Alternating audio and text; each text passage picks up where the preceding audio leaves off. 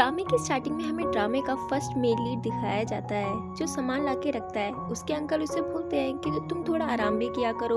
तो वो बोलता है कि अब मैं यंग बॉस नहीं रहा हूँ जो आराम की ज़िंदगी जी सकूं। तो वो बोलते हैं कि तुम काफ़ी ज़्यादा एजुकेटेड हो और तुम्हें इतना सारा काम करना शोभा नहीं देता है।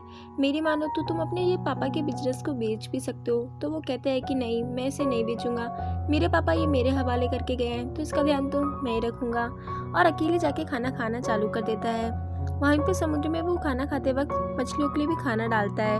फिर हमें ड्रामे की फर्स्ट फीमेल लीड को दिखाया जाता है। ये एक मरमेड होती है और इसका नाम जू होता है। उसके पास कुन नाम का एक और जलपरा आता है। तो वो उसे बताती है कि मुझे ऑनशोर जाना है। तो वो उससे पूछता है कि क्यों, तुम्हें ऑनशोर क्यों जाना है। तो वो बताती है कि वहाँ पे काफ़ी टेस्टी खाना मिलता है। एक लड़का है, उसने मुझे वो खाना खिलाया था। वो फूड काफ़ी ज़्यादा टेस्टी था। तो कून बोलता है क्या तुम पागल हो गई हो, तुम भूल गई फैटी पर्च के साथ क्या हुआ था। 2 महीने पहले उसने भी एक इंसान का दिया हुआ खाना खा लिया था और वो अभी तक बीमार है। तो वो बोलती है कि नहीं, मुझे तो जाना है। तुम्हें बताओ कि आज के ज़माने में कौन अपने साथ अपना खाना मछलियों को भी खिलाता है। तो वो बोलता है कि उसे वो खाना नहीं खाना होगा, इसलिए उसने उस समुद्र में पटक दिया। तो वो बोलता है कि मैं 1000 सालों से प्रैक्टिस कर रहा हूँ और तुम्हें तो सिर्फ कुछ 100 साल ही हुए हैं। तुम भला उससे कैसे लड़ पाऊंगी। ये एक राक्षस की बात कर रहा होता है जो इनके यहाँ पे विलन है। क्या तुम बाइशुन सेन को भूल गई। उसके पास भी कितनी ज्यादा कल्टीवेशन एनर्जी थी, मगर उसके साथ भी क्या हुआ तुम्हें पता है ना। और वो जो राक्षस है वो सभी की उनसे एसेंस ले लेता है, मगर वो उसकी सभी बातों को इग्नोर मार के पानी में चली जाती है। फिर हमें एक लड़का दिखाया जाता है जो कभी भी भेड़िए में कन्वर्ट हो सकता है। तभी उसके ऊपर कोई अटैक करता है। ये कोई और नहीं, वो मॉन्स्टर ही होता है जिसके बारे में अभी जू और कून बात कर रहे थे। इसका नाम जिन जी जियांग होता है। ये हमारा सेकंड मेल लीड है। वो उसे बोलता है कि तुम मुझे मारो मत, मैं तुम्हें एसेंस दे दूंगा। और उसके ऊपर भेड़िया बन के अटैक करता है। मगर जीन की फाइटिंग स्किल्स काफ़ी ज़्यादा अच्छी थी, जिसकी वजह से उस पर कोई भी फर्क नहीं पड़ता है, बल्कि वो उसे बंद कर लेता है और उसके अंदर से एसेंस भी निकाल लेता है। फिर वो एक गैलरी में आता है और एक सीक्रेट डोर ओपन करता है जिसके अंदर एक लड़की लेटी होती है। इसका नाम ये मिंग होता है और वो उस एसेंस को उसके अंदर ट्रांसफ़र कर देता है। फिर हम देखते हैं कि सुबह सभी लोग गैलरी के बाहर खड़े होकर चिल्ला रहे होते हैं कि गैलरी ओपन करो। तो वो सर्वेंट बोलता है कि यहाँ पे मेरे मास्टर उठे नहीं है, मैं गैलरी ओपन नहीं कर सकता हूँ। फिर हमें इस ड्रामे का थर्ड मेल लीड दिखाया जाता है। इसका नाम ये क्वीन चुन होता है और पेशे से ये एक टेलर है। उसके रूम में 3 लेडी कस्टमर आते हैं। तो वो उनसे बोलता है कि आप लोग इतने प्यारे हो, आप लोगों का स्टेटस इतना हाई है कि आपको हर कोई गॉड की तरह ही ट्रीट करेगा। तो वो बोलती हैं कि ये जितना अच्छा टेलर है उसी के साथ उतनी अच्छी अच्छी बातें भी करता है। उतने में उसी की शॉप पे काम करने वाला एक वर्कर पार्सल लेकर आता है और वो उसे कहता है कि जो फैब्रिक आपने मंगवाया था वो आ चुका है। उस फैब्रिक को देख के वो काफ़ी ज़्यादा खुश होता है और उसे पूछता है क्या वो गैलरी ओपन हुई। तो वो बोलता है कि नहीं, वो तो अभी भी बंद पड़ी है। वो जो 3 लेडी कस्टमर होती है उन्हें भी वो फैब्रिक काफ़ी ज़्यादा पसंद आता है। तो वो उसे खरीदने की बात करती हैं, मगर वो उसे मना कर देता है। कहता है कि ये किसी और के लिए रिजर्व है, तो मैं आपको ये नहीं दे सकता हूँ। मगर हाँ, आज आप जो भी कुछ खरीदोगे उसमें आपको 20% डिस्काउंट मिलेगा। फिर हम देखते हैं कि जाओ बाई की कंपनी के साइड में बहुत सारे लोग आते हैं और वहाँ पे जो वर्कर्स काम कर रहे होते हैं उन्हें बेवजह मारना चालू कर देते हैं। जाओ बाई जब बाहर आता है तो वो उनसे पूछता है कि तुम ये क्या कर रहे हो। तो वो उसे ले जाते हैं अपने बॉस के पास में और उसे कहते हैं कि यही है वो इंसान। तो वो उसे बोलता है कि अच्छा, तो तुम हो यहाँ के नए बॉस। जाओ उनसे पूछता है कि तुम लोग चाहते क्या हो।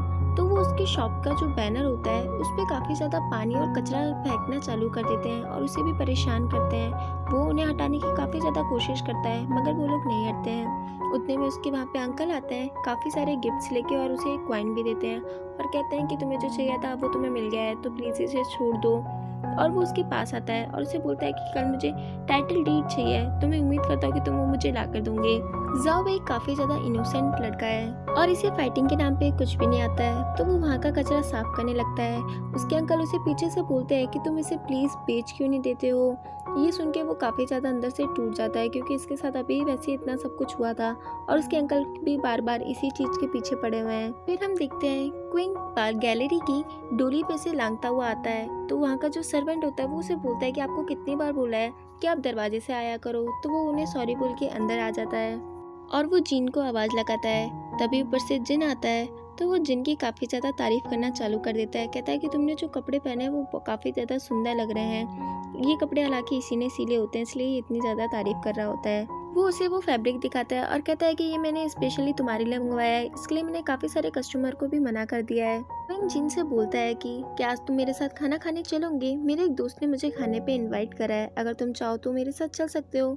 मगर वो उसे मना कर देता है। तो वो उसे बताता है कि मेरा एक क्लासमेट है जाओ बाई नाम का, वो मेरे पास आया था और वो कह रहा था कि उसे काफ़ी सारे लोग परेशान कर रहे हैं। तो वो उसकी बातों में बिल्कुल भी इंटरेस्ट ना दिखाते हुए वहाँ से जाने लगता है। तभी वो रुकता है और उसे पूछता है कि मैं कैसा लग रहा हूँ। तो वो उसकी काफ़ी ज़्यादा तारीफ करता है, कहता है कि ये एक ही पीस था शानघाई में, इनफैक्ट ये तुम्हें पूरे वर्ल्ड में भी कहीं नहीं मिलने वाला है। हम जाओ को देखते हैं, वो काफ़ी ज़्यादा परेशान होता है और अपने पापा को बोलता है कि आपने मेरे साथ जितना सब कुछ एक्सेप्ट किया था शायद मैं वो सब कुछ नहीं कर सकता हूँ। हमारी फ्लाइट कंपनी पूरे शांघाई में सबसे टॉप पे आती थी, अब ना जाने से क्या हो गया है। और जिन लोगों ने उसके साथ अभी सब कुछ किया था उनके बारे में भी काफी बुरा भला बोलना चालू कर देता है। कुन यू से पूछता है कि मेरी फ्लिप कैसे लगी तुम्हें, मगर वो उसकी बातों में बिल्कुल भी इंटरेस्टेड नहीं होती है। तो वो उससे पूछता है कि क्या हुआ, तो वो उसे बताती है कि देखो उसने मेरे ऊपर टॉयलेट कर दी है। तो वो बोलता है कि मुझे तो बिल्कुल भी स्मेल नहीं आ रही है। तो वो बोलते हैं कि तुम सूंघो कहते हो, देखो कितनी ज़्यादा स्मेल आ रही है, मुझे तो स्मेल आ रही है। तो कुन बोलता है कि नहीं बिल्कुल भी स्मेल नहीं आ रही है, और क्या तुम बाय फैमिली में जाना चाहती हो, वैसे भी तो अपन समुद्र के अंदर रहते हैं, तो भला अपन को ऐसी स्मेल कैसे आ सकती है। और उसे वापस से जिन के बारे में बताना चालू कर देता है, मगर वो किसी की भी नहीं सुनती है और रात को बाहर आ जाती है। और पहले तो वो कपड़े चुराती है, मगर उसे ढंग से चला नहीं जा रहा होता है क्योंकि वो ज़मीन पे जा गई थी, इसलिए वो लड़खड़ा के गिर जाती है, उससे एक डंडा गिर जाता है। अंदर नहा रहा हुआ जाओ भी उसकी आवाज़ सुन लेता है। ये भी बाहर नहाने ही आई होती है ताकि इसके अंदर से स्मेल जा सके। जब वो नीचे देखती है तो उसे किसी के पैर नजर आते हैं। तभी अंदर से बाहर जाओ आता है और उसके ऊपर पानी डाल देता है और उससे पूछता है कि तुम कौन हो और आधी रात को मेरे घर के यहाँ क्या कर रही हो। वो उससे शर्मा के थोड़ा अंदर छुप जाता है। तो वो उसे बोलती है कि तुम मुझे शर्माने वाले लड़कों में से तो लगते नहीं हो, तो अंदर क्यों छुपे हो। तो वो बोलता है कि एक तो तुम आधी रात को मेरे घर पे आ गई और बल्कि मुझे ये भी बोल रही हो कि मैं शर्मा रहा हूँ। तो वो बोलती है कि ये सारी तुम्हारी गलती है, तुमने मेरे ऊपर पानी क्यों डाला। जाओ उसे सॉरी बोलता है। तो वो उसे बोलती है कि तुम तो ऐसे साउंड कर रहे हो जैसे तुम अब्रॉड से पढ़ के आए हो। हालांकि ये इसको पता है कि ये अब्रॉड गया था, क्योंकि ये जब बातें करता था समुद्र में तो ये सुन लिया करती थी। तो वो उससे पूछता है कि तुम्हें कैसे पता कि मैं अब्रॉड से पढ़ के आया हूँ। जाओ उसे बोलता है कि तुम कैसी लड़की हो, तुमने तो अपने स्लीपर्स भी नहीं पहने हैं, और अपने स्लीपर्स उसे दे देता है। तभी बाहर वो सभी लोग आ जाते हैं और जोर जोर से चिल्लाना चालू कर देते हैं। जाओ दिखता है कि वो तो काफ़ी सारे लोग हैं। जू उससे पूछती है कि ये क्या हो रहा है और वो गेट खोल के बाहर जाने की कोशिश करती है। तो वो उसे बताता है कि ये बाइजिन गैंग के काफ़ी सारे लोग हैं, ये कोई छपरी गैंगस्टर नहीं है, ये काफ़ी ज़्यादा ताकतवर है। मगर वो उनकी नहीं सुनती और बाहर आ जाती है और उन्हें बोलती है कि तुम लोगों में मैनर्स नहीं है, किसके घर के आगे इतने इतने चिल्ला रहे हो। तो वो सभी लोग यू को गंदी नज़र से देखना चालू कर देते हैं। जाओ बोलता है कि तुम्हें मुझसे काम है ना, मुझसे बात करो, इसको कुछ भी मत करो। तो वो उसे बोलता है कि तुम हमें मास्टर बोलो और हमारे आगे घुटने भी देखो। मगर उससे पहले ही यू उन सबके अच्छे से ठुकाई कर देती है। उनकी ठुकाई करता हुआ देख जाओ को काफ़ी ज़्यादा मज़ा आ रहा होता है। वो एक ही बार में उन सबको वहीं पे सुला देती है। तो वो जाने से पहले बोलते हैं कि जाओ तुझे तो मैं बताता हूँ बाद में। जाओ उससे पूछता है कि तुम तो काफ़ी अच्छी हो, तो तुम कहाँ से आई हो। तो वो उसे बताती है कि मैं माउंट एमी से आई हूँ, हमारे वहाँ के लोग सबको जस्टिस दिलाते हैं। तो वो उससे पूछता है कि तुम्हारा घर कहाँ पे है, चलो मैं तुम्हें छोड़ आता हूँ। तो वो बोलती है कि नहीं, पहले मैं जो काम करने आई हूँ मुझे वो तो करने दो। जिन मिंग को बोलता है कि बस हाफ एसेंस और मिल जाए फिर तुम पूरी तरीके से ठीक हो जाऊंगी। जाओ यू को बोलता है क्या तुम मुझे मार्शल आर्ट की टेक्निक सिखाओगी। तो वो उसे बोलती है कि तुम्हें क्या ज़रूरत है सीखने की, मैं हूँ तो सारी तुम्हारे पास में। तो वो बोलता है कि अगर कभी तुम मुझसे दूर हो गई तो क्या करूँगी। तो वो बोलती है कि ठीक है मैं तुम्हें सिखाऊंगी, मगर उससे पहले तुम्हें मुझे मास्टर कहना पड़ेगा और डेली स्नैक्स खिलाने पड़ेंगे। तो वो बोलता है कि चलो ठीक है, मैं तुम्हें दुनिया के सभी स्नैक्स खिलाऊंगा। यू उसे अलग अलग ट्रिक्स सिखा रही होती है, मगर जाओ तो ना जाने क्या ही कर रहा होता है। तो यू उसे बोलती है कि कोई बूढ़ी आंटी भी तुमसे ज़्यादा स्ट्रांग होगी। तभी वहाँ पे कुन भी आ जाता है। जाओ कुन और यू को साथ में देख के गलत समझ रहा होता है, उसे लग रहा होता है कि कुन उसे छेड़ रहा है। तो वो उसे प्रोटेक्ट करने आता है। तो वो उसका हाथ मरोड़ देता है और कहता है कि बेटा अभी तो तू जमीन से उगा भी नहीं है और हीरो बनने की कोशिश कर रहा है, और यू को वहाँ से ले जा रहा होता है। पीछे से जाओ उसके ऊपर बास्केट डाल देता है। यहाँ पे कुन और जाओ में थोड़ी सी फाइटिंग होती है। यू उन दोनों को अलग कराती है। तो कुन बोलता है कि इसने मुझे पहले मारना स्टार्ट किया था और इसे वापस से ले जा रहा होता है, मगर जाओ इतनी जल्दी से गिव अप करने वाला लड़का नहीं होता, इसलिए उसका पैर पकड़ के रोकता है, मगर उसे ही लग जाती है। यू जाओ को वहाँ से ले जाती है और उसे कहती है कि तुम यहीं रुको, मैं आती हूँ अभी। यू जाओ को उसके घर पे लाती है और उसे दवाई लगाने की कोशिश करती है। तो वो बोलता है कि मेरे पापा मुझे बोलते थे एक लड़का और लड़की को ज़्यादा क्लोज नहीं होना चाहिए। तो वो बोलती है कि ऐसा कुछ भी नहीं होता है, अपनी शर्ट ओपन करो, मुझे तुम्हारे दवाई लगानी है।